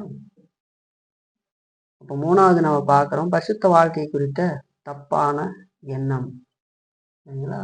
அப்படிப்பட்ட தப்பான எண்ணத்தை நாம் கொள்ளக்கூடாது. சரி, நாலாவதா நம்ம இதுல பாக்குறது என்னன்னா, பாவத்தை நம்ம எப்படி தவிர்த்து கொள்வது, பாவம் இல்லாம அதை தவிர்த்து எப்படி நாம் பரிசுத்தமான வாழ்க்கையை வாழ்வது. பரிசுத்த வாழ்க்கை குறித்து ஒன்னொன்னா பார்த்துட்டு வரோம். இப்போ பாவம் நம்மள இருக்குது, வெளியிலும் இருக்குது பாவம், நம்மளையும் இருக்குது. அதோடு நமக்கு ஓயாமல் தொந்தரவு கொடுக்கிற பிசாசு நம்மளை பாவத்துல விழத்தள்ளுவதற்கு பல காரியங்களை செய்து கொண்டிருக்கிறான். இப்போ பாவத்தை நாம் எப்படி தவிர்த்து கொள்வது அப்படின்ற ஒரு கேள்வி இல்லைங்களா? ஒரு சில வசனத்தை நாம் வாசிக்கலாமே கொஞ்சம் வேகமா. 1 கொரிந்தியர் 6ஆம் அதிகாரம் 18ஆம் வசனம் பாருங்க. வேசித்தனத்திற்கு விலகி ஓடுங்கள். மனுஷர் செய்கிற எந்த பாவமும் சரீரத்துக்கு புறம்பா இருக்கும். வேசித்தனம் செய்கிறவனோ தன் சுய சரீரத்திற்கு விரோதமாய் செய்கிறான், பாவம் செய்கிறான் என்று சொல்லி பார்க்க. இங்க சொல்லப்படுகிறது வேசித்தனத்திற்கு விலகி ஓடுங்கள் என்று சொல்லி சொல்றத பார்க்க. அதே கொரிந்தியர்ல 10ஆம் அதிகாரம் 14ஆம் வசனம் பாருங்க.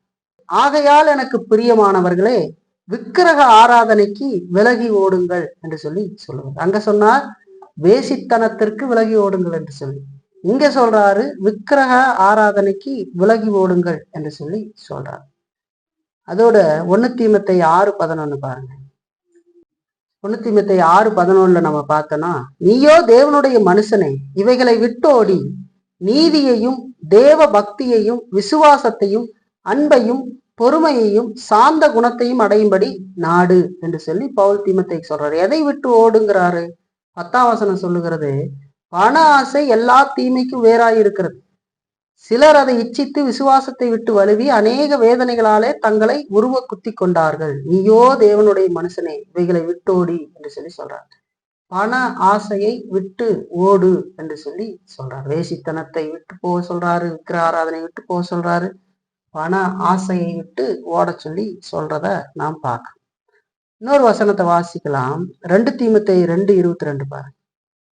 இங்க நம்ம பார்த்தோம் அப்படின்னு சொன்னா, அன்றியும் பாலியலுக்குரிய இச்சைகளுக்கு நீ விலகி ஓடி சுத்த இருதயத்தோடு கர்த்தரை தொழுது கொள்ளுகிறவருடனே நீதியையும் விசுவாசத்தையும் அன்பையும் சமாதானத்தையும் அடைபடி நாடு என்று சொல்லி சொல்ற. பாலியலுக்குரிய இச்சைகளுக்கு நீ விலகி ஓடு என்று சொல்லி சொல்றத நாம் பார்க்க. இப்ப இங்க எல்லாம் ஒரு முக்கியமான வார்த்தை திருப்ப திருப்ப வருகிறதை பார்க்க. பாவத்தை நாம் தவிர்ப்பதற்கான வழியாக வேதம் சொல்லுகிறது என்ன? நாம் அதை விட்டு விலகி ஓட வேண்டும் என்று சொல்லி சொல்லுகிறது இல்லைங்களா? அதுதான் வேதம் போதிக்கிற வழி.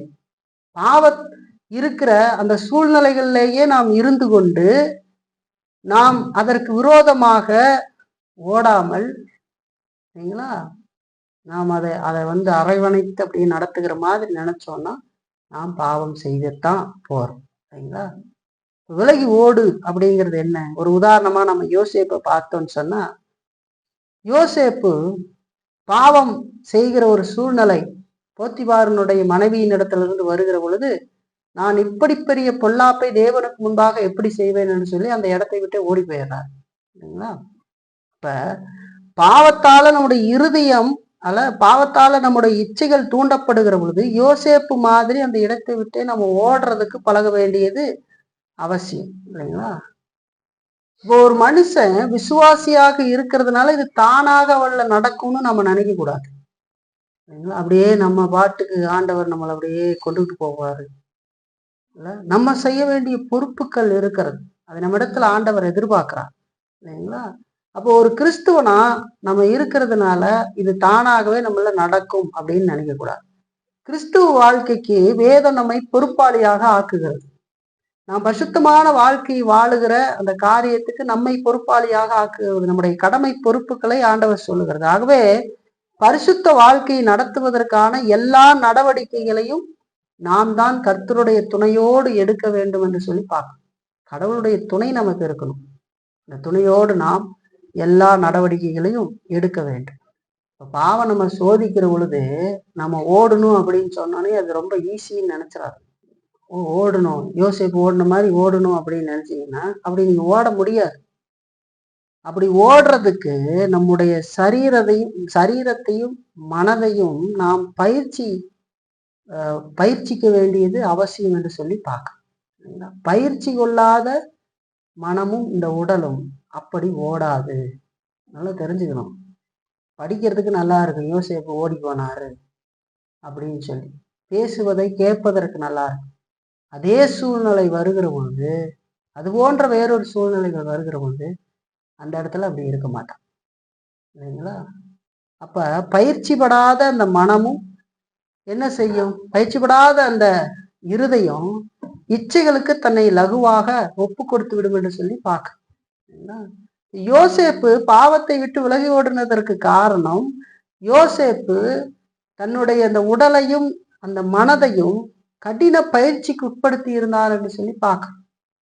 அதனாலதான் அங்க பாக்குறோம், நான் தேவனுக்கு விரோதமாக இப்படிப்பட்ட பொல்லாப்பை நான் எப்படி செய்வேன் அப்படின்னு சொல்றாரு.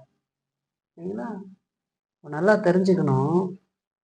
அந்த விதமான பயிற்சியில நம்ம ஈடுபடாம நம்முடைய கால்கள் தானாக பாவத்தை விட்டு ஓடும் அப்படின்னு நம்ம எதிர்பார்க்க கூடாது. போனை விட்டே போக மாட்டான். சரிங்களா? இது நமக்கு தேவையா? இது நம்முடைய நேரத்தை எடுக்கிறதே.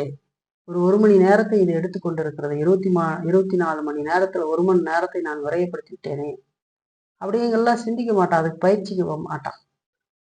வெள்ளைக்காரங்க கிட்ட இருந்து ஒரு அருமையான காரியங்கள் இருக்கு. எவ்வளவோ கேவலமான விஷயங்களை அவர்கள் செய்கிறார்கள். அது ஒரு புறம் இருக்குது. ஆனா ஒரு அருமையான விஷயம் என்னன்னா, அவங்க பெட்ரூமுக்கு படுக்கிறத மட்டும்தான் பயன்படுத்துறாங்க. சரிங்களா? வேற எதுக்கும் வேற காரியங்கள்லாம் கொண்டு போக மாட்டாங்க. நான் கேள்விப்பட்ட விஷயத்த சொல்றேன். நான் போய் ஒருத்தர் வீட்டுக்குள்ளேயே பார்க்கல. எல்லாம் செவி வழி செய்தி தான். ரூம் அப்படிங்கிறது, அந்த பெட்ரூம் அப்படிங்கிறது நம்ம உறங்குவதற்காக. சரிங்களா? அங்க ஃபோன்லாம் எடுத்துக்கிட்டு போய் நோண்டி, அதில் நேரத்தை செலவழித்து, இல்ல அது அதிகமாக நோண்ட சொல்லி அது நோண்டி, ஒரு மனிதனும் கூட இன்றைய காலகட்டத்துல போனை பற்றி தெரியாத அந்த வயது சென்று மரிப்பதற்கு ஆயத்தமா இருக்கிறாங்க பாருங்க. அவங்கள தவிர மிச்சம் எல்லாருமே நீங்க போனை கையில வச்சுக்கிட்டு தான் படுத்திருப்பாங்க. இல்லைங்களா? கடைசியா போய் படுக்கும்போது போனை எடுத்து கையில வச்சு, நேரத்தை திருடி இன்னும் 5 நிமிடம், இன்னும் 10 நிமிடம்ன்ட்டு அது காலத்தை ஓட்டி, காலையில் நம்ம எழும்ப முடியாம, கரெக்டான நேரத்துக்கு எழும்ப முடியாம, சிந்திக்க முடியாம, தூக்கம் இல்லாம, கோபம், இதெல்லாம் உருவாகிறதுக்கு அது ஒரு காரணமா அமையும். சரிங்களா? இப்ப பாருங்க, பயிற்சி நாம் செய்யாமல் நம்முடைய கால்கள் தானாக ஓடும், அப்படி பாவத்தை விட்டு ஓடும் என்று சொல்லி நாம் எதிர்பார்க்க முடியாது. அப்படி எதிர்பார்க்கிறது வேதம் போதிக்கிற கிறிஸ்துவ வாழ்க்கையை நாம் தவறாக புரிந்து கொண்டதற்கான அடையாளம் என்று சொல்லி பார்க்கணும். சரிங்களா? நம்ம செய்ய வேண்டிய கடமை பொறுப்புகளை நாம் செய்ய வேண்டும். வேதம் நாம் நம்முடைய சரீரத்துக்கு இந்த விதமான கடின பயிற்சியை கொடுக்க வேண்டும் என்று சொல்லிதான் சொல்லுகிறது. கடின பயிற்சி கொடுக்கணும்னு சொல்லு வேதத்துல பவுல் இதை குறித்து சொல்லுகிற பொழுது, அன்றைக்கு விளையாட்டுல முக்கியமாக இருந்த காரியத்தை காட்டி சொல்றார். ஓட்டப்பந்தயத்தை குறித்து சொல்லுகிறார். இன்னொரு இடத்துல மல்யுத்தத்தை பற்றி சொல்லி அதை சொல்லுகிறார். சரிங்களா? பாருங்க, 1 கொரிந்தியர் எடுத்துக்கோங்க. அதுல 9ஆம் அதிகாரம் 24 இருந்து 27ஆம் வசனம் முடிய நான் உங்களுக்காக வாசிக்கிறேன். பந்தய சாலையில் ஓடுகிறவர்கள் எல்லாரும் ஓடுவார்கள், ஆகிலும் ஒருவனே பந்தயத்தை பெறுவான் என்று அறியீர்களா? நீங்கள் பெற்றுக்கொள்ளத்தக்கதாக ஓடுங்கள். பந்தயத்திற்கு போராடுகிற யாவரும் எல்லாவற்றிலேயும் இச்சையடக்கமாய் இருப்பார்கள். அவர்கள் அழிவுள்ள கிரீடத்தை பெறும்படிக்கு அப்படி செய்கிறார்கள். நாமோ அழிவில்லாத கிரீடத்தை பெறும்படிக்கு அப்படி செய்கிறோம். அதனால் நான் நிச்சயம் இல்லாதவனாக ஓடேன், ஆகாயத்தை அடிக்கிறவனாக சிலம்பம் பண்ணேன். மற்றவர்களுக்கு பிரசங்கிக்கிற நான் தானே ஆகாதவனாய் போகாதபடிக்கு என் சரீரத்தை ஒடுக்கி கீழ்ப்படுத்துகிறேன் என்று சொல்லி சொல்றார். பாருங்க, 25ஆம் வசனம் சொல்லுது பாருங்க. பந்தயத்திற்கு போராடுகிற யாவரும் எல்லாவற்றிலேயும் இச்சை அடக்கமாய் இருப்பார்கள் என்று சொல்லி, அழிவுள்ள கிரீடத்தை பெறும்படிக்கு அவர்கள் அப்படி செய்கிறார்கள். இந்த ஆணழகன் போட்டியெல்லாம் பார்த்தீங்கன்னா, இந்த உடம்பு ஏத்துறவங்க பார்த்தீங்கன்னா, இப்ப அநேக விஷயத்தை தியாகம் செய்திருப்பாங்க. நம்ம பார்க்குற மாதிரி இப்படி எல்லாம் பெருசு பெருசா உடம்பு வச்சிருக்கிறாங்கன்னே நம்ம நினைச்சிடக்கூடாது. நிறைய சாப்பிட்டுக்கிட்டு இருக்கிறாங்க. நிறைய பேர்த்தோட எண்ணமே அப்படித்தான் இருக்கு. அவங்க நிறைய சாப்பிட்டு சாப்பிட்டு சாப்பிட்டு நல்லா எக்ஸசைஸ் பண்ணி பண்ணி உடம்பு வந்துருச்சு அப்படின்னு. அப்படி இல்லை. டயட் ஃபாலோ பண்ணுவாங்க. நீங்கள் காலையில் எவ்வளோ சாப்பிடணும், மத்தியானம் எவ்வளோ சாப்பிடணும், இப்படி எல்லாம் பார்த்து பார்த்து பார்த்து பார்த்து அவங்க செய்கிறாங்க. கடினமான உழைப்பு அதை செய்வதற்கு பிரயாசப்படுறாங்க. அப்படி போய் அவர்கள் அங்கே நிற்கிற பொழுதுதான் அந்த பரிசை பெறுகிறார்கள். பல விஷயங்களை அவர்கள் தியாகம் செய்கிறத நம்ம பார்க்க முடியும். அது மாதிரி இங்க பவுல் ஒரு உதாரணத்தை, அந்த காலத்துல இருந்த உதாரணத்தை காட்டுகிறார். பந்தயத்திற்கு போராடுகிற யாவரும் எல்லாவற்றிலும் எச்சியடக்கமா இருப்பார். ஒரு ஓட்டப்பந்தயம் இன்றைக்கே பாருங்க, ஓட்டப்பந்தயம் ஓடுறது அப்படின்னா அதுக்கு ஒரு பயிற்சி எடுத்திருப்பாங்க. எல்லாராலும் ஓட முடியாது. நாம் அந்த மாதிரி ஓடணும், அப்படி ஓடுறதுக்கு முயற்சி செய்தோம் என்றைக்காது அப்படின்னா மூச்சு அடைச்சிக்கும் இல்லைங்களா? ஹார்ட் அட்டாக்கு கூட வந்தாலும் வந்துடும் இல்லைங்களா? இத்தனை கிலோமீட்டர் ஓட்டப்பந்தயத்துல ஓடுகிறார்கள் அப்படிங்கிறத நம்ம விளையாட்டு செய்திகள்ல நம்ம பார்க்குறோம். அதுல 1/2 அடிக்கு கூட நம்மளால ஓட முடியாது. உங்களுக்கு நம்பிக்கை இல்லைன்னா இங்கிருந்து ஒரு 10 அடிக்கு ஓடி பாருங்களேன். திங்குன்னு மூச்சு புஸ்ஸு புஸ்ஸு புஸ்ஸுன்னு வாங்குவாங்க. ஆனா நம்ம பார்க்குறப்ப சின்ன வயசுல ஓடிக்கிட்டு இருந்த மாதிரி தான் இருந்தது. ஒரு 15-10 வயசுல நல்லா ஓடிக்கிட்டு இருந்த மாதிரி இருந்தது. இப்ப ஏன் ஓட முடியல? இப்பவும் ஓட முடியும். சரியான பயிற்சிகளை எடுத்திருந்தா இப்பவும் அந்த மனிதனால் ஓட முடியும்.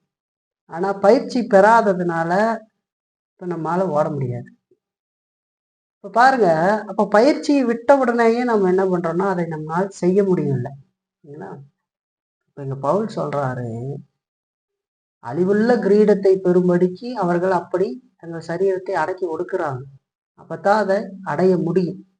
இல்லைங்களா? இல்லைன்னா அடைய முடியாது. இல்லைங்களா? ஒரு குத்துச்சண்டை போட்டின்னு பாருங்க.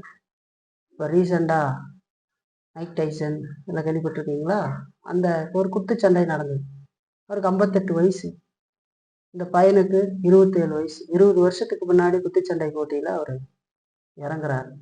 இறங்குனாருன்னு சொன்ன உடனேயே நம்ம நினைச்சிடக்கூடாது, அவர் எதுவும் பயிற்சியே இல்லாமல் டப்புன்னு வந்து நின்ட்டாருன்னு. இல்லை, 20 வருஷமா சண்டையே போடாமல் இருந்தாலும் இப்போ சண்டைக்கு வந்தாருன்னா உடனடியாக பயிற்சி. அதுக்கு முன்னாடி அவர் தொடர்ந்து அதெல்லாம் செய்து கொண்டு தான் இருக்கிறார். இல்லைங்களா? அப்ப அந்த பயிற்சி இல்லாமலேலாம் அங்க போய் நிற்க முடியாது. இல்லைங்களா? அப்போ இந்த உலகத்து உதாரணங்களை பவுல் நமக்கு இங்க காட்டி கொடுத்து அவர் சொல்றாரு, அழிவுள்ள கிரீடத்தை பெறுகிறவர்கள் அந்த விதத்துல அப்படி பயிற்சி எடுக்கிறார்களே, நம்ம அழிவில்லாத கிரீடத்தை பெறும்படி ஓடுகிறோம். அப்ப நம்ம எவ்வளவு காரியத்தை செய்யணும்னு சொல்லி சொல்றாரு. இல்லைங்களா? அப்போ சரியான முறையில நாம் ஒழுங்குபடுத்தி வைத்திருந்தாதான். சில நேரத்துல ப்ரிப்பேரா நான் இருக்குவேன், இது இன்னைக்கு இந்த மாதிரிலாம் நடக்கும், நடந்தா கூட நம்ம ஆயத்தமா இருக்கணும். இல்லை, நடக்காட்டி பரவாயில்ல, நடந்துச்சுன்னா நம்ம அஜாக்கிரதையா இருக்கிற நேரத்துல என்ன நடக்கும்னா, அந்த நேரத்துல கோவத்தை சொல்லி விட்டுருவாங்க. இல்லைங்களா? ரொம்ப கவனமா இருக்கும். இப்படி நம்ம பேசினா கூட நம்ம கம்முன்னு இருக்கணும், அவசரப்படக்கூடாது. யாருன்னா ஏதாவது வந்தா கூட, வண்டியில போகும்போது அப்படித்தான். இன்னைக்கு யார் எதனாவது பண்ணா கூட நம்ம பாட்டுக்கு ஓரமா போயிடலாம் அப்படிங்கிறதுக்கெல்லாம் ப்ரிப்பேர் ஆகாம நம்ம வந்தோம் அப்படின்னு சொன்னா, அந்த விதமான காரியங்களை நாம் பாவம் செய்வதற்கு உட்பட்டு விடுவோம். நம்ம பாவம் செய்ய மாட்டோம்னு இல்லை. இல்லைங்களா? அப்ப நம்ம அதுக்கெல்லாம் பயிற்சி பெறல அப்படின்னு சொன்னா நாம் அதை செய்ய முடியாது என்று சொல்லி பார்க்கணும். இப்ப நம்ம பாவத்தை தவிர்ப்பதற்கு அந்த இடத்தை விட்டு ஓட வேண்டும். அப்படி ஓடணும் அப்படின்னு சொன்னா அதற்கு நாம் சரியான பயிற்சிகளை எடுக்க வேண்டும். நான் எவ்வளவு நேரம் ஃபோன் பார்க்கணும், எவ்வளவு நேரம் தூங்கணும், இல்லை எதை செய்யணும் அப்படிங்கிறத வேதத்திலிருந்து சரியான முறையில நாம் பயிற்சி எடுக்க வேண்டியது அவசியம். பவுல் சொல்லுகிற பொழுது எபேசியர்ல 6ஆம் அதிகாரத்துல நம்ம வாசிச்சு பார்த்தா ஒரு போராட்டத்தை குறித்து சொல்லுகிறார். இல்லைங்களா? போராட்டத்தை குறித்து அவர் பேசுகிறார். அப்படி பேசுகிற பொழுது அப்ப அந்த போராட்டத்திற்கு உதவியாக இருக்கிற கடவுள் நமக்கு கொடுத்திருக்கிற ஆயுதங்களை குறித்து அங்க பேசுகிறார். போராட்டம் உண்டு, அது மாமிசத்தோடும் இரத்தத்தோடும் அல்ல, துரைத்தனங்களோடும் அதிகாரங்களோடும் பிரபஞ்சத்தின் அந்தகார லோகாதிபதியோடும் வானமண்டலத்தில் இருக்கிற பொல்லாத சேனைகளோடும் நமக்கு போராட்டம் உண்டு என்று ஆரம்பித்து ஆண்டவர் கொடுத்திருக்கிற ஆயுதங்களை அங்க நமக்கு காட்டி கொடுக்கிறார். நாம் எந்த ஆயுதத்தை வைத்து போரிட வேண்டும் அப்படிங்கிற ஆயுதங்களை நமக்கு எபேசியர்ல 6ஆம் அதிகாரத்துல 13ல இருந்து 20ஆம் வசனம் வரைக்கும் நமக்கு அது சொல்லுகிறது. சரிங்களா? அதை நம்ம வாசிச்சு பார்த்தோம்னா பாருங்க, அதை வாசிப்போம். 6ஆம் அதிகாரத்துல பாருங்க, 13ல இருந்து 20ஆம் வசனம் வரைக்கும் சொல்லும்போது, ஆகையால் தீங்கு நாளிலே அவைகளை நீங்கள் எதிர்க்கவும் சகலத்தையும் செய்து முடித்தவர்களாய் நிற்கவும் திராணி உள்ளவர்களாகும்படிக்கு தேவனுடைய சர்வாயுத வர்க்கத்தையும் எடுத்துக்கொள்ளுங்கள். சத்தியம் என்னும் கச்சையை உங்கள் அறையில் கட்டினவர்களாயும் நீதி என்னும் மார்க்கவசத்தை தரித்தவர்களாயும் சமாதானத்தின் சுவிசேஷத்துக்குரிய ஆயத்தம் என்னும் பாதரட்சையை கால்களிலே தொடுத்தவர்களாயும் பொல்லாங்கனையும் அக்னி ஆஸ்திரங்களை எல்லாம் அவிழ்த்து போடத்தக்கதா எல்லாவற்றுக்கும் மேலாக விசுவாசம் என்னும் கேடயத்தை பிடித்து கொண்டவர்களாயும் நில்லுங்கள். இரட்சண்யம் என்னும் தலைசீராவையும் தேவ வசனமாகிய ஆவியின் பட்டயத்தையும் எடுத்துக்கொள்ளுங்கள். எந்த சமயத்திலும் சகலவிதமான வேண்டுதலோடும் விண்ணப்பத்தோடும் ஆவியினாலே ஜெபம் பண்ணி அதன் பொருட்டு மிகுந்த மன உறுதியோடும் சகல பரிசுத்தவான்களுக்காகவும் பண்ணும் வேண்டுதலோடும் விழித்து கொண்டிருங்கள். சுவிசேஷத்திற்காக சங்கிலியால் கட்டப்பட்டிருக்கிற ஸ்தானாதிபதியாகிய நான் அதை பற்றி பேச வேண்டியபடி தைரியமாய் பேசத்தக்கதாக நான் தைரியமாய் என் வாயை திறந்து சுவிசேஷத்தின் ரகசியத்தை அறிவிக்கிறதற்கு வாக்கு எனக்கு கொடுக்கப்படும்படி எனக்காகவும் விண்ணப்பம் பண்ணுங்கள் என்று சொல்லி சொல்றார். ஆண்டவர் கொடுத்திருக்கிற போர் ஆயுதங்களை நமக்கு வரிசைப்படுத்தி காட்டுறார். இல்லைங்களா? விசுவாசம், வேத வசனம், இல்லை ஒவ்வொன்றா சுவிசேஷம், இது எல்லாம் நமக்கு இங்க பட்டியலிட்டு காட்டுறார். இல்லைங்களா? அப்ப இந்த ஆயுதங்களை எல்லாம் கடவுள் நமக்கு கொடுத்து அதை நாம் ஜெபத்தோடு பயன்படுத்த வேண்டும் என்று சொல்லி சொல்றார். அப்ப நாம் அதையெல்லாம் பயன்படுத்துகிற பொழுதுதான் நாம் பாவத்தை தவிர்த்து வாழ்வோம் என்று சொல்லி பார்க்கணும். ஜெபத்தோடு அதெல்லாம் பயன்படுத்தும். இதெல்லாம் இல்லாமல்லாம் பரிசுத்த வாழ்க்கை வாழ முடியும். இப்ப இதெல்லாம் எதையுமே நம்ம சிந்திச்சு பார்க்காம நான் பரிசுத்த வாழ்க்கை வாழுவேன், கண்ணை மூடின உடனே பரிசுத்த வந்துடும், இல்ல எல்லா காரியத்திலையும் ஈடுபட்டு கொண்டு நான் பரிசுத்தமாக வாழ்வேன் அப்படிங்கிறது இப்ப நான் சொன்ன பார்த்தீங்களா, எந்த பயிற்சியும் இல்லாமல் ஓடுவதற்கு முயற்சி செய்தா ஓட முடியாது, ஓடவே முடியாது. அது மாதிரிதான் ஆண்டவர் கொடுத்திருக்கிற போர் ஆயுதங்களை நாம் எடுத்து சரியாக அதுல பயிற்சி விற்று அதை பயன்படுத்தவில்லை ஜபத்தோடனா நம்ம பரிசுத்த வாழ்க்கையை வாழ முடியாது. வேதத்தை குறித்து அறிவில்லாமல், ஜப வாழ்க்கை குறித்து அறிவில்லாமல், நம்முடைய விசுவாசத்தை சரியாக புரிந்திருந்து அதை பயன்படுத்தாமல் இப்படியெல்லாம் நம்ம இருந்தோம் அப்படின்னு சொன்னா நாம் பாவத்துக்குள் விழுந்து போவது நிச்சயம். போர் வீரனுக்கு ஒப்பிடுகிற பொழுது இன்றைய நாட்டில் நம்முடைய இராணுவத்தையும் வைத்துக் கொள்ளுங்களேன், அவங்களாம் அவ்வளவு சுலபமாக சாப்பிடுகிறதோ அப்படிலாம் இருக்க மாட்டாங்க. எப்பொழுது வேணாலும் ஆயத்தத்தோடு தான் இருப்பாங்க. சாப்பிட்டுக்கிட்டு இருக்கும்போது ஏதாவது ஒரு விஷயம் நடக்குதுன்னு உடனே எல்லாத்தையும் போட்டு போட்டு ஓடிடுவாங்க இல்லைங்களா. ஆயத்தத்தோடு இருக்கிற ஒரு நிலை. அப்ப பிசாசனுடைய தந்திரங்களுக்கு தப்பி நாம் பாவம் செய்யாமல் இருக்கிறதுக்கு நம்முடைய ஆயுதங்களை கவனத்தோடு திறமையோடு நாம் பயன்படுத்த வேண்டியது அவசியம். அப்பதான் பரிசுத்த வாழ்க்கை வாழுவோம். இல்லைன்னு சொன்னா நான் ஆரம்பத்துல சொன்ன மாதிரி பொம்மை மாதிரி தான் இருப்போம் இல்லைங்களா.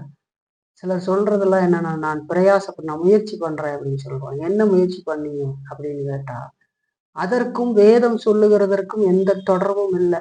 அவன் உலகத்தனமான ஒரு முயற்சிகளை செய்வதற்கு பார்க்கறான்.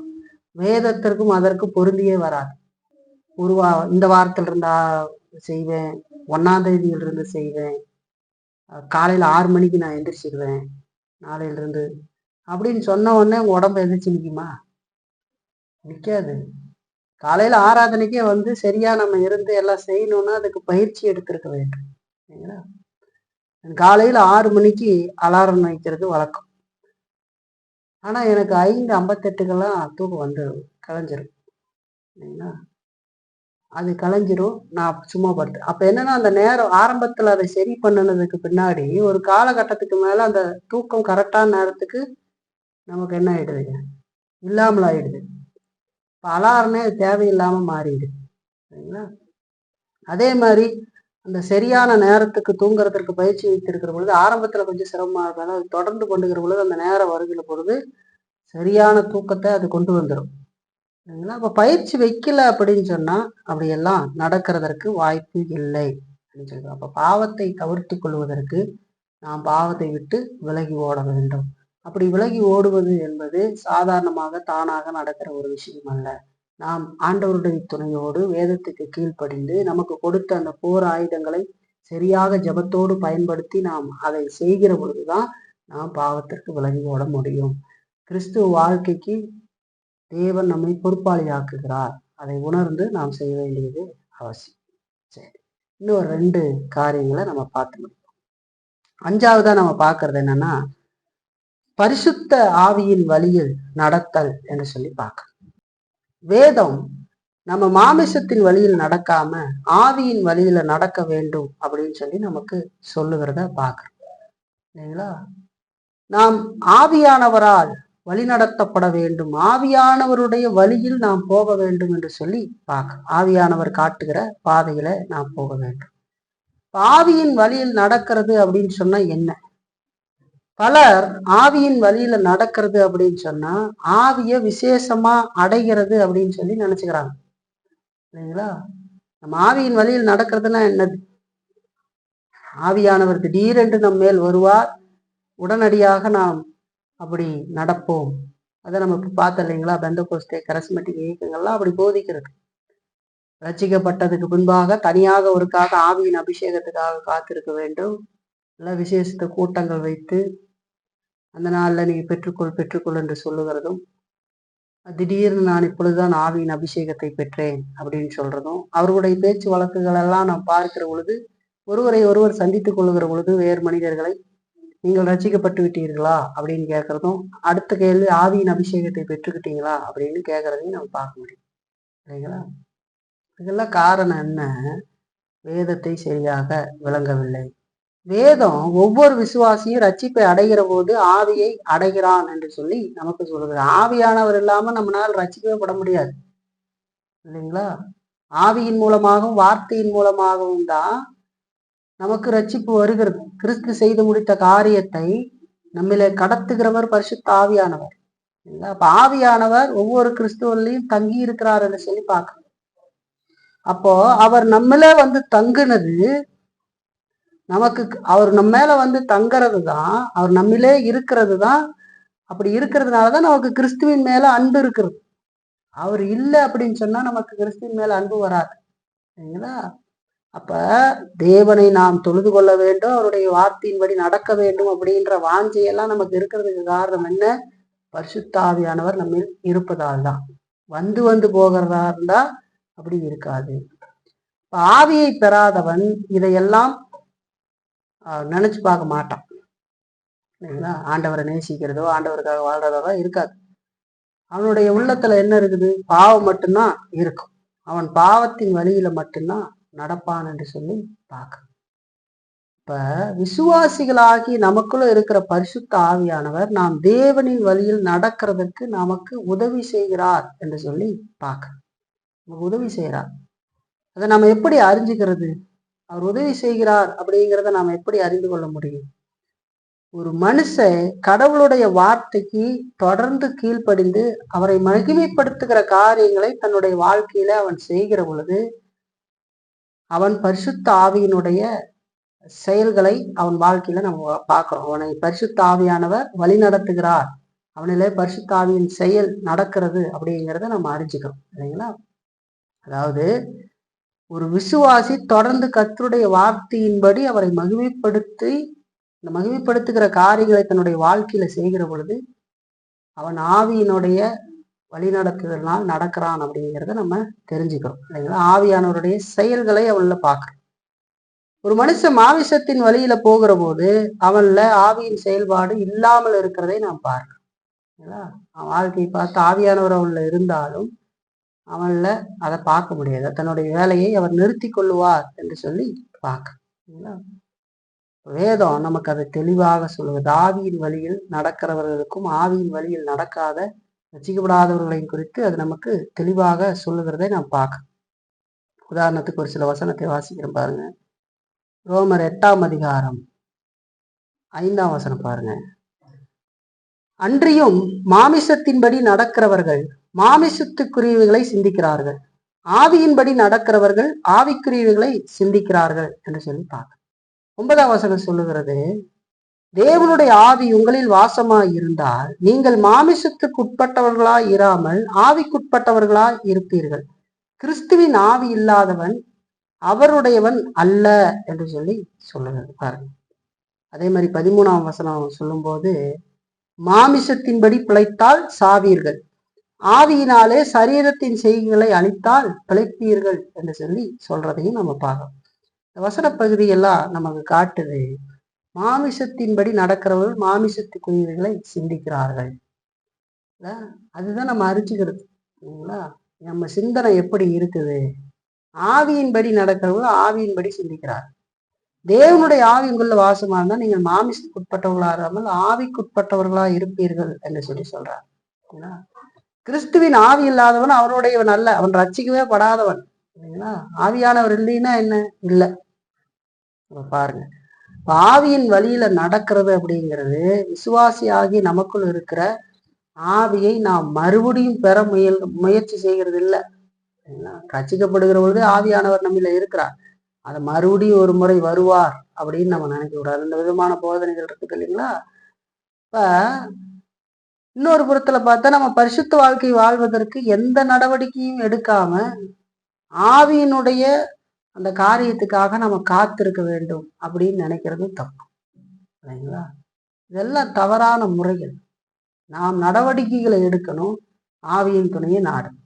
நாம் நடவடிக்கைகளையே எடுக்காம நான் ஜெபித்து கொண்டிருக்கிறேன்னு ஏமாத்து வேலையும் நம்ம செய்யக்கூடாது இல்லைங்களா? அது தவறு சொல்லி பார்க்கணும் இல்லைங்களா? ஆவியின் வழியில் நடக்கிறது அப்படின்னு சொன்னா பாருங்க, நம்ம தெரிஞ்சு வச்சுக்கணும் அதெல்லாம். ஆவியானவர் துணையோடு கூட நாம் நடவடிக்கைகளை கடவுளுடைய வார்த்தையின் அடிப்படையில எடுத்து நடக்க வேண்டியது அவசியம் என்று சொல்லி பார்க்கணும். இல்லைங்களா? ஆவியை பெறாதவனுடைய வாழ்க்கையில இதெல்லாம் இருக்காது என்று சொல்லி பார்க்கணும். பாருங்க, உதாரணத்துக்கு ஒரு வசனத்தை கடைசியா நான் உங்களுக்கு வாசிக்கிறதுல இந்த பகுதியில பிலிப்பியர் 2ஆம் அதிகாரம் 12-13 வசனத்தை பாருங்க. பிலிப்பியர் 2ஆம் அதிகாரம் 12-13 வசனம். ஆதலால் எனக்கு பிரியமானவர்களே, நீங்கள் எப்பொழுதும் கீழ்ப்படுகிறபடியே நான் உங்களுக்கு சமீபமாய் இருக்கிற பொழுது மாத்திரமல்ல, நான் தூரமாய் இருக்கிற இப்பொழுதும் அதிக பயத்தோடும் நடுக்கத்தோடும் உங்கள் ரட்சிப்பு நிறைவேற பிரயாசப்படுங்கள். ஏனெனில் தேவனே தம்முடைய தயவுள்ள சித்தத்தின்படி விருப்பத்தையும் செய்கையும் உங்கள் உண்டாக்குகிறவராய் இருக்கிறார் என்று சொல்லி பார்க்க. ரோமாபுரியிலிருந்து ஐரோப்பாவில் இருக்கிற பிலிப்பியர்களுக்கு இப்போ பவுல் இந்த பகுதியை இந்த நிருபத்தை எழுதுகிறார். அப்படி எழுதுகிற பொழுது பயன்படுத்தப்பட்ட வார்த்தையை தான் நம்ம பார்க்கறது. இதுல பவுல் என்ன சொல்ல வர்றாரு அப்படின்னா, இந்த முன்னாடி இருக்கிற வசனத்துல 12ஆம் வசனத்துல சொல்லி 13ஆம் வசனத்துல தேவனே அப்படிப்பட்ட சித்தத்தையும் விருப்பத்தையும் நம்மளே உண்டாக்குகிறார் என்று சொல்லி சொல்றார். சரிங்களா? அது என்ன சொல்றார் அப்படின்னா, எவன் ஒருவன் அதிக பிரயாசத்தோடு பயத்தோடு தன்னுடைய கிறிஸ்துவ வாழ்க்கையை கர்த்தருடைய மகிமைக்காக நடத்துகிறானோ அவன்ல மட்டும்தான் கடவுளுடைய செய்கையும் அவருடைய ஆவியின் செயல்பாட்டையும் காண முடியும் என்று சொல்லி சொல்றார். சரிங்களா? அவன் ரட்சிக்கப்பட்டிருப்பான் என்று சொன்னால் அவன்ல இப்படிப்பட்ட செயல்களை ஆண்டவர் செய்கிறார். அவன் அதற்கு கீழ்ப்படிந்து தன்னுடைய வாழ்க்கையில கடவுளுக்கு பயந்து அவருடைய வார்த்தையின்படி அவரை மகிமைப்படுத்தி வாழ்கிறான் என்று சொல்லி பார்க்கிறோம். இல்லைங்களா? இப்ப நல்லா தெரியணும், ஆவியின் வழியில் நடக்க இதை தவிர வேற வழியை வேதம் போதிக்கவில்லை என்று சொல்லி பார்க்கிறோம். சரிங்களா? ஆவியின் வழியில நடக்கிறதுனா என்ன? நம்ம விசேஷமாய் ஆவியை அடைவது என்று சொல்லி அர்த்தமா? இல்லை. ஆண்டவர் கொடுத்த வேதத்தை நன்கு வாசித்த ஆவியின் துணையோடு முடிவுகளை நாம் எடுத்து ஆவியின் துணையோடு நாம் செயல்பட வேண்டும். அப்படி செயல்படுகிறது தான் நாம கடவுளுக்குள்ள இருக்கிறோம் அப்படிங்கிறதே நமக்கு வெளிப்படுத்துகிறது. அப்படி இல்லாத ஒரு பரிசுத்த வாழ்க்கை நம்ம வாழ்றதுக்கு முயற்சினா அது ஒரு பெரிய பொம்மை மாதிரி தான். சரிங்களா? சரி, கடைசியா ஒரு பாயிண்ட பார்த்து முடிப்போம். கடைசியா நம்ம இதுல பாக்குறது என்னன்னா, பரிசுத்த ஆவியால் நிரப்பப்படுதல். வேதம் ஒவ்வொரு விசுவாசியும் பரிசுத்த ஆவியால் நிரப்பப்பட வேண்டும் என்று சொல்லி போதிக்கிறது. சரிங்களா? பரிசுத்த வாழ்க்கையை வாழ்கிறவன் தொடர்ந்து பரிசுத்த ஆவியால் நிரப்பப்பட்டிருப்பான் என்று சொல்லி வேதம் சொல்லுகிறது. இதை குறிச்சும் தவறான போதனைகளை நாம் பார்க்க முடியும். சரிங்களா? தவறான போதனை பார்க்க நிரப்பும்ல கத்திட்டு கீழே விழுகிறாங்க இல்லைங்களா? ஒரு விதத்துல ஒரு குடத்தை வச்சு தண்ணீர் நிரப்புற மாதிரி ஆவியானவர் இன்னைக்கு கொஞ்சம் நிரப்புனாரு, அதிகமா நிரப்புனாரு அப்படிங்கிற விதத்துல அவர்கள் சிந்திக்கிறார்கள். வேதம் அப்படியெல்லாம் நமக்கு சொல்லல. பரிசுத்த ஆவியால் நிரப்பப்படுவது என்றால் என்ன? சுருக்கமா சொன்னா எபேசியர்ல அதை குறித்து பவுல் சொல்றாரு பாருங்க. எபேசியர்ல 5ஆம் அதிகாரம் 18ஆம் வசனம். துர்மார்க்கத்திற்கு ஏதுவான மதுபான வெறி கொள்ளாமல் ஆவியினால் நிறைந்து என்று சொல்லி சொல்றார். துன்மார்க்கத்திற்கு ஏதுவான மதுபான வெறி கொள்ளாமல் ஆவியினால் நிறைந்து. இந்த பகுதிய எங்க இருந்து பவுல் தொடங்கி வருகிறான்னு சொன்னா 15ஆம் வசனத்திலிருந்து வரார். 15ஆம் வசனத்திலிருந்து நம்ம அதை பார்த்தாதான் இதை சரியா ஒரு ஆவியினால் நிரப்புறது அப்படின்னா என்னன்னு சொல்றான்னு புரியும். பாருங்க, 15ல இருந்து வாசிக்கிறேன் பாருங்க. ஆனபடியினாலே நீங்கள் ஞானமற்றவர்களைப் போல நடவாமல் ஞானமுள்ளவர்களைப் போல கவனமாய் நடந்து கொள்ள பார்த்து நாட்கள் பொல்லாதவைகளானதால் காலத்தை பிரயோஜனப்படுத்தி கொள்ளுங்கள். ஆகையால் நீங்கள் மதியற்றவர்களாயிராமல் கர்த்தருடைய சித்தம் இன்னதென்று உணர்ந்து கொள்ளுங்கள். துன்மார்க்கத்திற்கு ஏதுவான மதுபான வெறி கொள்ளாமல் ஆவியினால் நிறைந்து என்று சொல்லி சொல்றார். என்ன சொல்றாரு அப்படின்னு சொன்னா 15ல இருந்து பார்க்கணும். ஒருவன் ஞானம் உள்ளவனாக காலத்தை பிரயோஜனப்படுத்தி மதுபான வெறி இல்லாதவனாக கர்த்தருடைய சித்தம் இன்னதென்று அறிந்து கொள்ளுகிற பொழுது அவன் ஆவியால் நிரப்பப்பட்டிருக்கிறான் என்று சொல்லி பார்க்கலாம். சரிங்களா? இதுதான் ஆவியினால் நிரப்பப்படுதல். அப்பத்தான் ஆவியானவர் நம்மை நிறைத்திருக்கிறார், அவர் நம்மில் செயல்படுகிறார். ஆவியினால் நிரப்புறதுன்னா என்னது? இப்போ புல்லரிக்குதுன்னு சொன்னா இல்லைங்களா ஒரு தடவை, அந்த மாதிரி ஒரு காரியமா சிலுக்கிறதுன்னு நினைச்சுக்கிட்டீங்களா? இல்லை. வேதத்தின் அடிப்படையில ஞானமாய் ஒருவன் இருந்து காலத்தை சரியாக பிரயோஜனப்படுத்தி தேவையில்லாத இந்த வெறி கொள்ளாமல், மதுவான வெறி கொள்ளாமல், கர்த்தருடைய சித்தம் என்னதென்று அறிந்து கொள்ளுகிற பொழுது அவன் ஆவியினால் நிரப்பப்பட்டிருக்கிறான்னு சொல்லிட்டான். அவன்தான் அந்த விதமான வாழ்க்கையை வாழ்வான். ஆவியினால் நிரப்பப்படுறது அப்படின்னு வேற ஏதேனும் நினைச்சக்கூடாது. ஏதோ மேல இருந்து டப்புன்னு வருவாரு, அப்புறம் கீழே விழுந்து பிறண்டு சுயநினைவு இல்லாமல் இருக்கிறது, இதெல்லாம் ஆவியானவர் செய்ய மாட்டார், விசுவாசி தான் செய்வான். ஒழுங்கின் தேவன் உருண்டு பிறண்டு எல்லாம் எந்திரிச்சு அப்படியெல்லாம் இல்லை. கையை தட்டிக்கிட்டு கீழே விழுந்து அறிவோட இருக்கணும். நம்மளெல்லாம் ஆண்டவர் அறிவோட படைச்சிருக்கார், பைத்தியக்காரனா படைக்கல, ஆண்டவர் அறிவோட படைச்சு வச்சிருக்காரு. சிந்திச்சு அப்படி நடக்கணும், அதான் சொல்றாரு இல்லைங்களா. அப்ப இன்னைக்கு பலர் இதை தப்பா புரிஞ்சுக்கிறாங்க. ஆவியினால் நிரப்பப்படுகிறது அப்படிங்கிறது கிறிஸ்துவ வாழ்க்கையில அற்புதமா நடக்கிற ஒரு விஷயம் அப்படின்னு நினைக்கிறாங்க.